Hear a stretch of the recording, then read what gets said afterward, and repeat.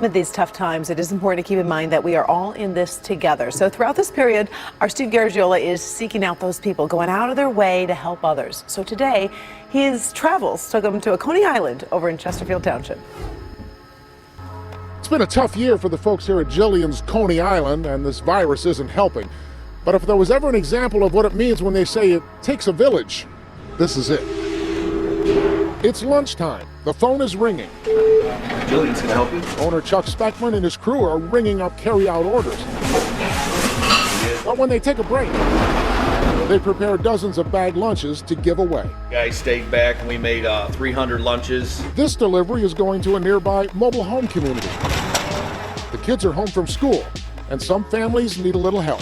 And with the amount of chaos that's going on right now, I feel that everybody needs to remember to be kind. Jillian's Coney is part of this community. So I always knew that, if you're gonna do business in a community, you have to give back. Chuck is not shy about telling you that as a young man, he made some very bad choices, did some jail time.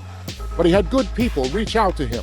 He turned his life around and remains determined every day to pay it forward. It's just at that certain point, that was a changing point. I remember looking at my friend and she said, let's just keep pushing. You can do this. And this is where I am today, Well, I can come from nothing. Every day I come to work. This is a gift, right? This isn't a job. What goes around comes around. Thanks for coming out. Appreciate it. I guess that applies to a virus, but it also applies to kindness. Thanks. I'll try you again. Have a great day. Thanks. In Chesterfield Township, I'm Steve Garagiola, Local 4. Forget about our seniors in the midst of the coronavirus outbreak. With health officials advising everyone to stay home as much as possible, the People's Pantry is temporarily shifting its focus to the elderly.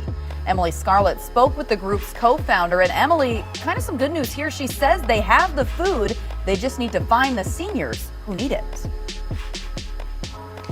That's exactly right. The People's Pantry normally is available to anyone in the community in need, but because of recent changes to our everyday lives brought on by the coronavirus pandemic, for now the group is sort of revising its mission. The co-founder tells me students are being covered by the state, but seniors may still need some extra help.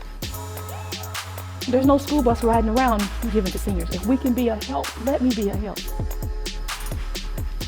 The People's Pantry operates out of a facility in Northeast Columbia, but that's just to store the food. Instead of having community members pick up food on site, the group is hoping to find Midlands organizations that serve seniors and then work with those groups to deliver any food supplies they may need. The group's co-founder says the People's Pantry is full of volunteers with a passion to serve. And with so many people stuck at home, she says it's important not to forget about our seniors. I call it our frog network, Friends of God. It's that's all it is. It's just a bunch of friends and a bunch of people who want to serve. So I've been going to churches saying, listen, who's on your sick and shut-in list? Who do you have that you know that's at home and can't get out? I've been asking for them. I've gone to apartment complexes and said, who do you have that are seniors that are there? The co-founder tells me the group has been reaching out to community organizations in hopes of donating to larger groups all at one time rather than individuals. But the co-founder also says anyone is welcome to reach out to the People's Pantry, whether you're in need or if you're wanting to help out. They're also looking for volunteers. For people all over our region of Virginia, the needs are increasing as this situation continues. 10 News reporter Tommy Lopez joins us now live to show us how groups are working together to find solutions. So, Tommy, how are United Way leaders feeling about the community response at this point? They're really pleased that so many organizations are so willing to step up their efforts, and they're working to minimize the effect of all of these disruptions on local families. The staff members at Feeding Southwest Virginia are working to feed people all over our region. They need more volunteers and donations to add to what school districts are doing.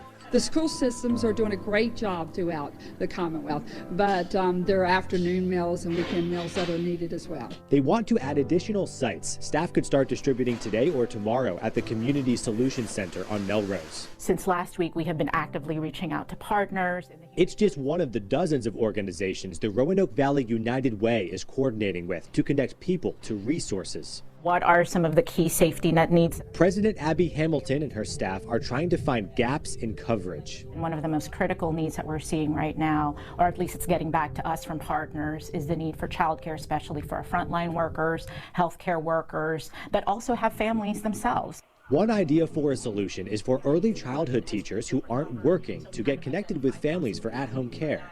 Helping people who are missing work is another priority. Certainly making sure that as people are not working, that we are able to connect them with benefits like unemployment or whatever, whether or not it's for the short term.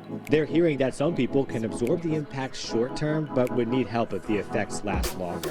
To help the elderly, there might be opportunities to use volunteers to help deliver food.